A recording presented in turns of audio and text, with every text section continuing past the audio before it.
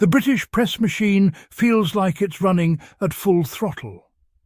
You can almost hear the hum of headlines being assembled, the click of keyboards shaping narratives, the quiet coordination that turns whispers into front-page stories. And if you pay close attention, a pattern starts to emerge. Every conveniently timed column, every so-called insider quote, every dramatic royal rift update seems designed to accomplish one very specific goal: pull Prince Harry and Meghan Markle back into the centre of the storm. Not because they've committed a crime, not because they're entangled in scandal, not because they're embroiled in controversy of their own making, but because, frankly, the institution they stepped away from is wrestling with far more serious questions. Questions that cannot be smoothed over with lifestyle features or carefully staged photo ops. While the Duke and Duchess of Sussex are thousands of miles away in California, building businesses, raising their children, producing content, advocating for mental health, and shaping a life on their own terms, the palace is still dealing with shadows that refuse to fade. And those shadows have names. One of the darkest is Jeffrey Epstein. For years, the associations between Epstein and certain powerful figures have sparked global scrutiny. In Britain, that scrutiny has been particularly uncomfortable because it has involved senior royals. The connection between Prince Andrew and Epstein is not vague or speculative. It has been documented in photographs, travel logs, testimonies, and legal proceedings. There were publicised visits, private jet flights, and social gatherings that painted a deeply troubling picture. The friendship was close enough to raise eyebrows long before the full scale of Epstein's crimes became widely known. And yet, whenever that uncomfortable history threatens to resurface in public conversation, something curious happens. Suddenly, there's a new story about Harry's latest interview, a speculative piece about Meghan's next project, a dramatic breakdown of which cousin is speaking to whom. It becomes a flurry of distraction. Instead of digging into institutional accountability, sections of the British press pivot to gossip. Instead of asking why certain relationships were tolerated for so long, the focus shifts to brunch dates and birthday invitations.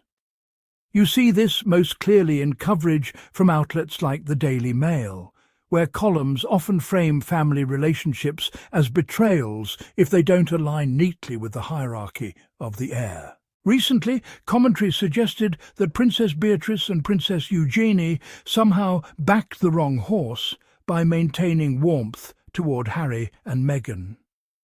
Think about that for a moment. Their supposed misstep wasn't about policy, ethics, or governance. It was about kindness toward their cousin. In this upside-down moral landscape, the optics of loyalty appear to matter more than the substance of integrity.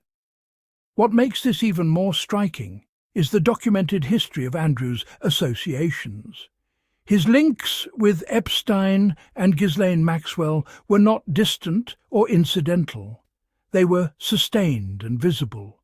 There were photographs taken in public. There were interviews that only deepened public concern. There was a civil case brought by Virginia Giuffre, which ultimately ended in a financial settlement without an admission of liability. Yet, when the conversation edges toward those realities, media oxygen often gets redirected. It's almost theatrical. Look over here, not there.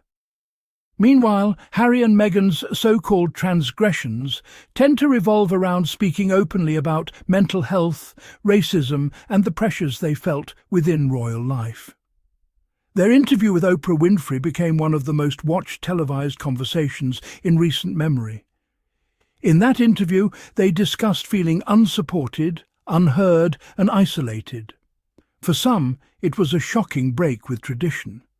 For others, it was a long overdue reckoning with the human cost of maintaining a flawless facade. What stood out in that conversation was not malice, but vulnerability. They didn't name names recklessly. They didn't release classified documents. They spoke about their personal experiences.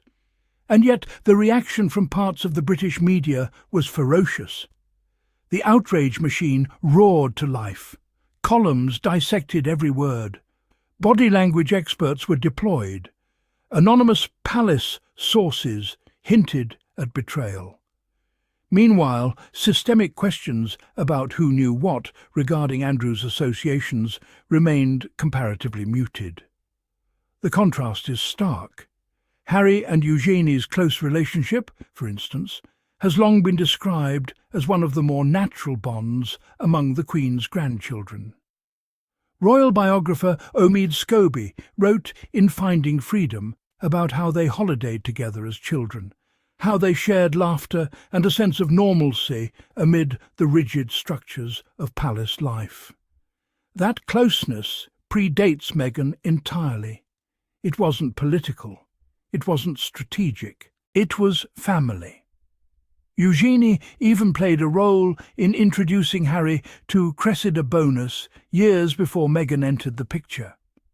Later, she and her husband, Jack Brooksbank, socialised with the Sussexes like many young couples do: dinners, double dates, casual gatherings. There's nothing inherently scandalous about that. It's human. But within the royal press ecosystem, ordinary family warmth can be reframed as defiance if it appears to cross the invisible line of hierarchy. The unspoken rule seems to be that loyalty must flow upward to the heir, to the crown, not sideways among siblings or outward toward those who have stepped away. This hierarchy becomes especially visible when comparing media treatment of Harry with that of Prince William and Catherine, Princess of Wales. William and Catherine are frequently insulated in coverage. Questionable associations become footnotes, quickly contextualized and softened. Meanwhile, Harry, attending a private dinner, can generate days of commentary. There have even been reports that Epstein sought proximity to charitable networks linked to senior royals. Yet such angles rarely dominate headlines in the way Sussex stories do. Instead, attention cycles back to California, back to Montecito, back to podcast deals and streaming projects. It raises an uncomfortable question. Why does gossip about the Sussexes command more outrage than documented associations with a convicted sex offender? One answer may lie in convenience. Harry and Meghan are outside the institutional structure. They no longer rely on palace briefings for survival. They don't have a communications office within Buckingham Palace shaping narratives on their behalf. They are accessible targets. The palace, by contrast, is an institution with centuries of tradition and a carefully maintained aura of continuity. Protecting that image requires discipline and sometimes deflection. When Harry and Meghan stepped back from senior royal duties in 2020, they did more than relocate geographically. They disrupted a long-standing system of mutual protection between palace and press. For decades, royal correspondents have relied on access. Access often depends on maintaining relationships. Relationships can depend on discretion. Harry and Meghan opted out of that arrangement.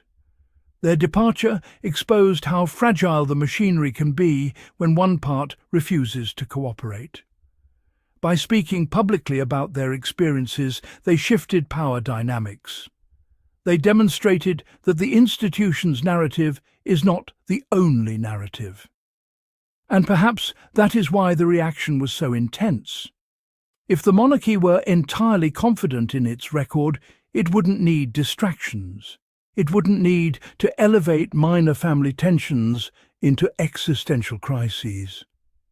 It wouldn't need to scrutinize which cousin sat next to whom at a dinner party. The more aggressively some outlets try to drag Harry and Meghan back into controversy, the clearer it becomes who is actually grappling with unresolved scandal. It is not the couple living in California with their children focused on philanthropy and media production. It is the institution still answering questions about how certain relationships were handled, why red flags were overlooked, and who bore responsibility for oversight. And that distinction matters. Accountability matters more than optics. Integrity matters more than hierarchy. Genuine wrongdoing matters more than manufactured drama. Harry and Meghan's critics often accuse them of seeking attention. Yet much of the attention comes uninvited, driven by an industry that thrives on royal intrigue. Every speech they give, every project they launch, every appearance they make is dissected through a lens that assumes ulterior motive. Meanwhile, the far more consequential question, how power-protected power, remains uncomfortable terrain. The irony is that attempts to use the Sussexes as a smokescreen only highlight the contrast. The harder certain outlets work to centre them in every narrative, the more obvious it becomes that other narratives are being sidelined. History tends to remember substance over spin. It remembers who faced scrutiny and who deflected it. It remembers who spoke openly and who relied on silence. In stepping away, Harry and Meghan did not dismantle the monarchy. They did not topple an institution. They chose autonomy. They chose mental health. They chose to define their own public roles rather than inherit scripts written by tradition. That choice unsettled a system accustomed to compliance. And so the press machine continues to whir. Headlines cycle, columns speculate. Old tensions are repackaged as breaking news. But beneath the noise, a more serious conversation persists about transparency, responsibility, and the price of protecting image over truth. Because in the end, there is a difference between gossip and gravity. One is fleeting. The other reshapes institutions. And no amount of distraction can permanently obscure which is which.